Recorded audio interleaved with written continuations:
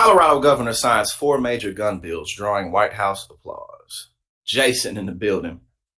Colorado Governor Jared Polis on Friday signed into law four major gun measures designed to make it harder to obtain firearms. Why it matters.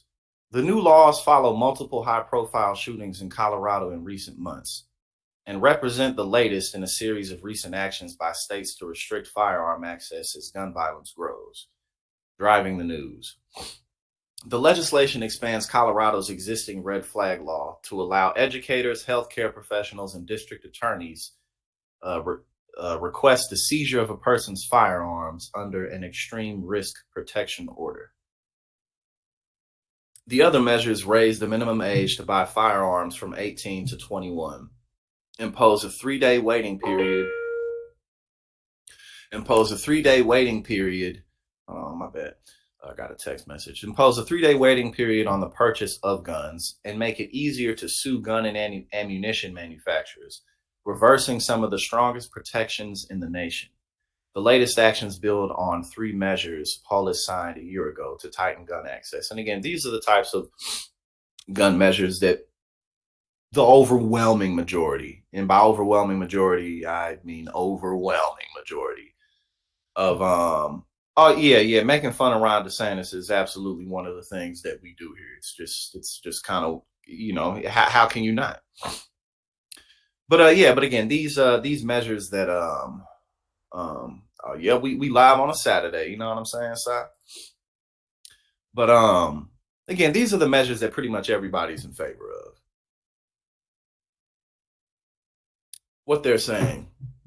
Today, Colorado has enacted four common sense gun reforms, including elimination of some of the barriers to holding gun manufacturers and dealers accountable. White House Press Secretary Karen Jean-Pierre said on Twitter, "Thank you, Colorado leaders and gun violence survivors, for this important step forward," she added. Not all Democratic lawmakers supported the legislation, and some questioned their legality. Really? And again, think about how far away something like raising the minimum age from 18 to 21 to purchase a firearm, enhancing background checks, and putting in a 3-day waiting period to purchase the firearms. That is very lightweight and a very long way away from something like, oh, they're going to come take our guns, which is never going to happen.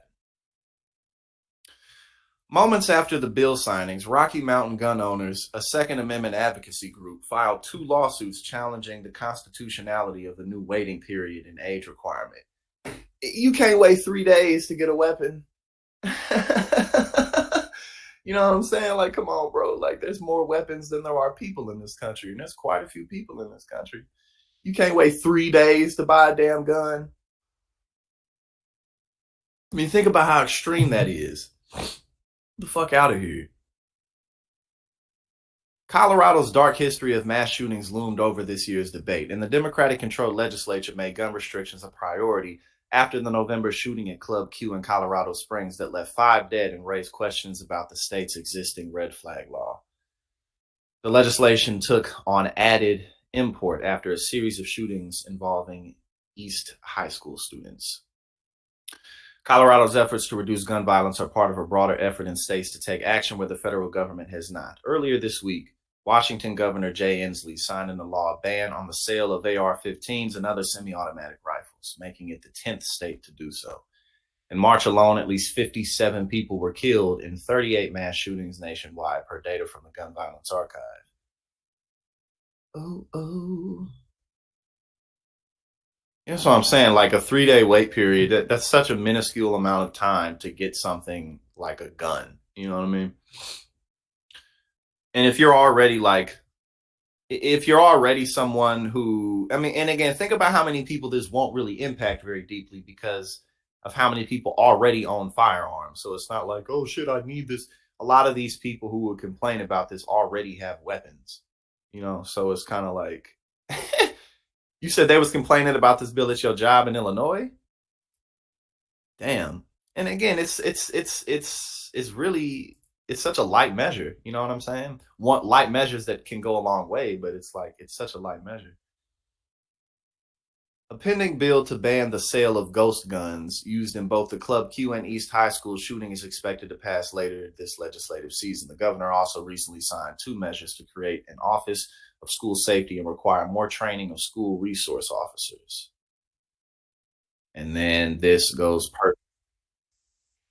into, again, there was a Fox News poll that found, again, pretty much everybody, and this isn't new information, but, most people are on board with these types of, with these types of common sense gun measures. Fox News poll finds voters overwhelmingly want restrictions on guns. An overwhelming majority of American voters favor a wide variety of gun control measures, and over half worry that they could be victims of gun violence, according to a Fox News poll out this week. The first months of 2023 have already been marred by a spat of high-profile mass shootings, including Monterey Park, California, Louisville, Kentucky, and Nashville, Tennessee. And many Americans say they believe such shootings can be stopped if any effort was made to do so. 87% of voters surveyed, and this is a Fox News poll, said they support requiring criminal background checks for all gun buyers. 77% support requiring a 30-day waiting period for all gun purchases. And look, they was complaining about the 3-day waiting period. And again, that's why I said the overwhelming majority of people in America are in favor of these types of measures because they make sense. I mean, they just do. You know what I'm saying? Like, oftentimes people act like, oh, the government's going to come in and take all of our guns. Like, do you understand how hard that would be to do? They're not going to do it. Vast majorities also support raising the legal age to buy guns to 21, 81%. Again, that's very reasonable. And requiring mental health checks for all gun purchasers, 80%. 80% of voters say police should be allowed to take guns away from people considered a danger to themselves or others. 61% of voters support banning assault rifles and semi-automatic weapons. And again, now something like this, banning assault rifles and semi-automatic weapons, would be definitely a harder approach than raising the minimum age, implementing stricter mental health checks, allowing police officers to take guns away from people who seem like they may kill a motherfucker for no reason. You know what I'm saying? What up, Aztec Dragon? I appreciate everybody for joining me today. It just felt like a good day to come on and keep the momentum building. You know what I'm saying? But again, out of everything that we just went over, banning assault rifles and semi-automatic weapons is the more, I don't even, what's a better word than extreme? Like, hard, you know what I'm saying? You know what I mean?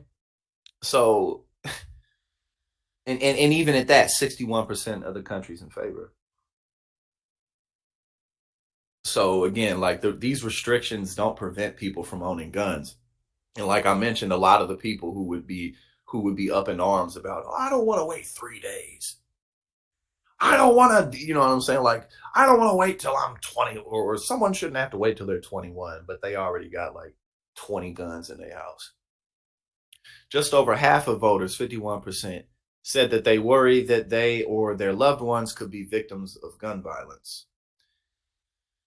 There have been more mass shootings than days in 2023. As of Friday, there have been at least 172 mass shootings in the U.S., according to the Gun Violence Archive. 2022 marked the most violent year in schools with 46 shootings since 1999, per the Washington Post. A poll published last September found that 1 in 5 U.S. adults said they or someone close to them has had an experience with gun violence. Gun deaths among children rose 50% in the last 2 years, according to new Pew Research, a new report from Pew Research. More children and teens were killed by guns in 2021 than in any year since 1999, the first year that the CDC began tracking that data. Okay, so again, these are the measures that we see evidence for over and over again, that the overwhelming majority of the country is in favor for. And now